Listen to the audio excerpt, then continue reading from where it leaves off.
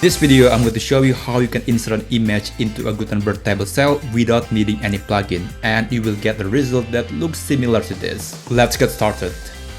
But before we get into that, I highly recommend you to edit the picture first, like resizing, adjusting the color, or adding filters to the image before uploading it to your WordPress site. And I'm going to explain a bit more about that later on. For now, let's learn how to insert an image into a Gutenberg table cell. First, what you need to do is creating a table. In case you don't know how to do that, you must first click on the plus button and then find table. After that, you can select how many rows or columns for the table. For example, I'm going to choose 5 rows for this table.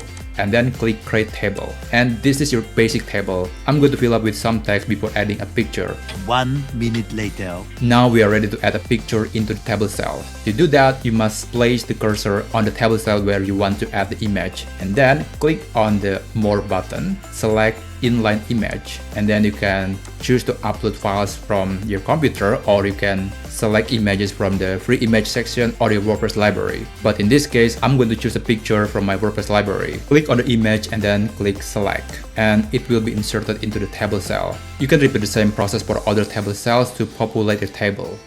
Remember that earlier I recommended to edit the picture first before uploading it to your WordPress site? This is because in the table cells, there are not many editing options available. For example, you can only change the width, let's say from 150 pixels to 200, and you can click apply. Another customization that is available is adjusting the alignment of the table. The default was to the left, but you can change it to the center or maybe to the right. It's up to you. But that's the only thing you can edit when inserting a picture into the table cell. This is pretty contrast compared to a regular image block in the Gutenberg editor. For example, here you can click on the image and it will reveal a lot of customization. For example, you can change the aspect ratio, you can change the resolution. You can also apply some filters, styles, border, radius, and plethora of editing options. So it is recommended to add the picture first before adding it to the table. Make sure to keep that in mind. And that's it for now. In any case, I hope this guide helps you, and if you have any question,